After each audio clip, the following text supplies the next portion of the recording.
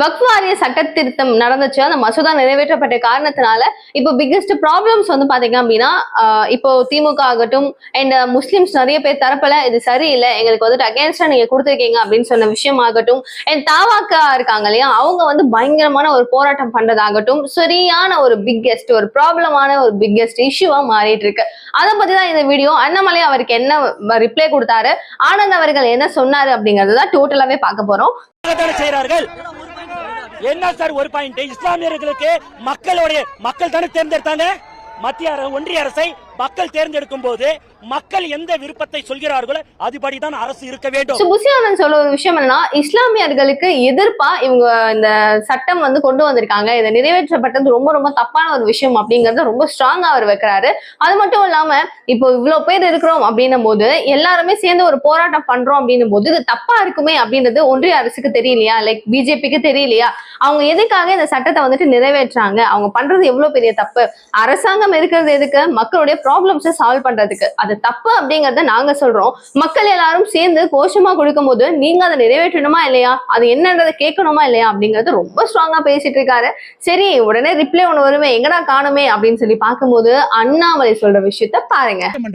நான் இவ்வளவு விலாவரியா பேசுறேன், இதான் பாயிண்ட்ங்கிறேன், இதான் காரணங்கிறேன். நான் சொன்னதுல தப்பு எங்கேயாச்சும் இருக்குதா நீங்க சொல்லுங்க. எதற்கு போராட்டம் செய்யறனே தெரியாம ஒரு கட்சி தமிழ்நாட்டில் போராட்டம் செய்து கொண்டிருக்கின்றார்கள், அது தாவேக்கா. எதுக்கு போராட்டம் பண்றாங்க? அவர் சொல்றது என்னன்றத ஓரளவுக்கு கரெக்ட் தான். நீங்க போராட்டம் ஏன் பண்றீங்க, நீங்க என்ன பண்றீங்க, இது தப்பு இது சரி அப்படிங்கறது ஸ்ட்ரைட்டா சொல்லுங்க, சொல்லிட்டு நீங்க போராட்டம் நடத்துங்க.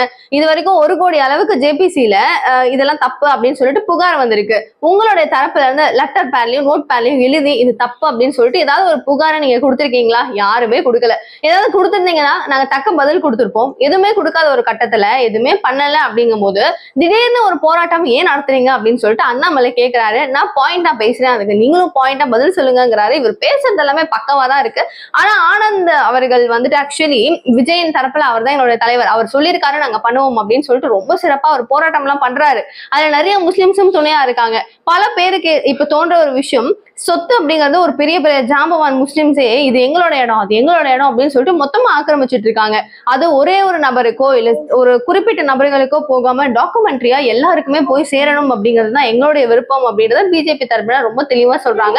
சோ இவங்க நிறைவேற்றப்பட்டது இது வேண்டாம் அப்படின்னு நிராகரிக்கப்பட்டது, இதை நீங்க பண்றது தப்பு அப்படின்னு சொல்லிட்டு தாவேக்க சொல்ற இந்த ஒரு விஷயம் நீங்க என்ன நினைக்கிறீங்க? இன்னொரு விஷயம் அடிஷனலா அவர் சொல்லியிருந்தாரு, ஏன் பண்றோம் எதுக்கு பண்றோம் போராட்டம் அப்படின்னு தெரியாம போராட்டம் பண்ற ஒரே கட்சி டிவிக்கு அப்படின்னு ஒரு சரியான ஒரு மேட்டரையும் சொல்லியிருக்காரு. சோ இதெல்லாம் பத்தி நீங்க என்ன நினைக்கிறீங்க?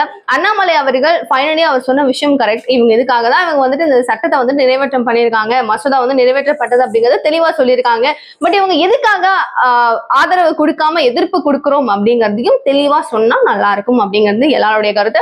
வாட்ஸ் யுவர் பாயிண்ட் அப்படிங்கறத ப்ளீஸ் மறக்காம கமெண்ட் பாக்ஸ் சொல்லுங்க. நிறைய விஷயங்கள் பேசலாம், தெரிஞ்சுக்கலாம். அப் டு டேட் தெரிஞ்சுக்கணும்னு நினைச்சீங்கன்னா, குட்டியா தெரிஞ்சுக்கணும்னு நினைச்சீங்கன்னா சேனலை சப்ஸ்கிரைப் பண்ணிக்கோங்க. தேங்க்யூ சோ மச் ஃபார் வாட்சிங் திஸ் வீடியோ. பாய்.